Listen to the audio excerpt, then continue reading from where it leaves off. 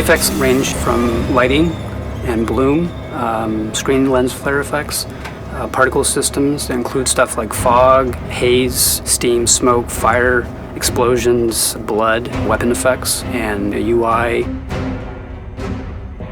We really wanted to generate the feeling of dread and darkness and even the kind of eerie creepiness in some of the hallways with shadowing. A lot of what we try to do is generate more of a filmic experience and a cinematic experience for the player. We're all big fans of traditional filmmaking techniques like grain, post-processing, a lot of glitchiness, which ties a lot of making the player feel uneasy almost all the time.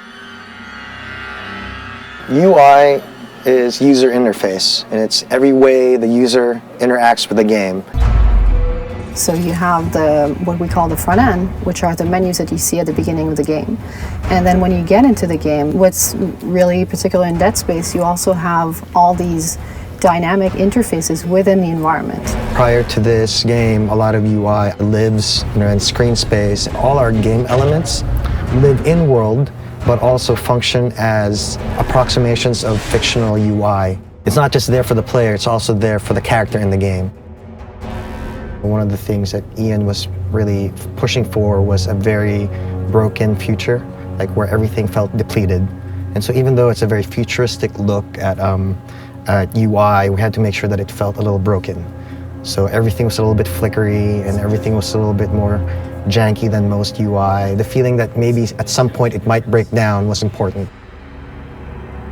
Le concept vraiment pour les interfaces de Dead Space, c'est qu'on voulait avoir l'impression d'être dans le cerveau de Isaac. On voulait vraiment se promener avec les neurones et tout ça. On voit un peu d'activité électrique. And you see marker elements and like unitology code and messages in there. Et au fur et à mesure qu'on avance dans le jeu, on se rend compte que, en fait, il y a quelque chose de très étrange qui se passe dans le cerveau d'Isaac. For Dementia, there are various moments in the game. A lot of it plays into the mind of Isaac and his memory of Nicole and his guilt and the scarring that he had and experienced through the Ishimura on Dead Space 1. Dead Space 1 and Extraction had some moments of dementia, so we wanted to really bring that up a notch and basically create something new, but also very immersive and something that kind of has a real strong emotional and even psychological factor in the game. So for the process of creating Dementia, we first start out with doing a lot of concept art and study of ideas based on experience. Starting out with concepts, we're able to experiment and try new ideas, doing prototypes and mock-ups to help build out variation, so it's not the same effect all the time. Part of the inspiration came originally from 8mm damaged film, black and white, a lot of grain, a lot of light bleed, as well as any kind of artifacts, noise and dust and tears.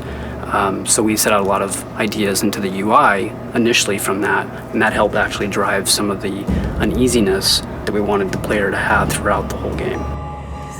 What really pushed us into the direction we went was basically combining a lot of elements that we liked, building out layers of high-quality bloom, blur, depth of field, camera shake, as well as like a particle glitch and basically texture on the screen, which really helped build out the look and feel of Dementia. A few of the fun things we've updated for this game coming from Dead Space 1, the locator system's a lot cooler.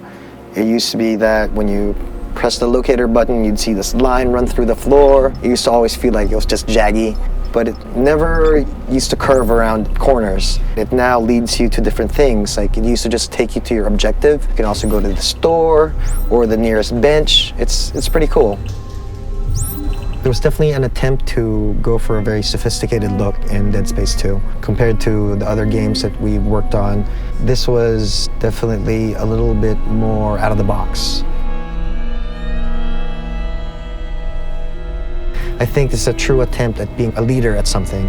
We're making something that no one's ever seen before, and I'm really proud of it. I think I can say that, yeah, I'm really proud of what we came up with.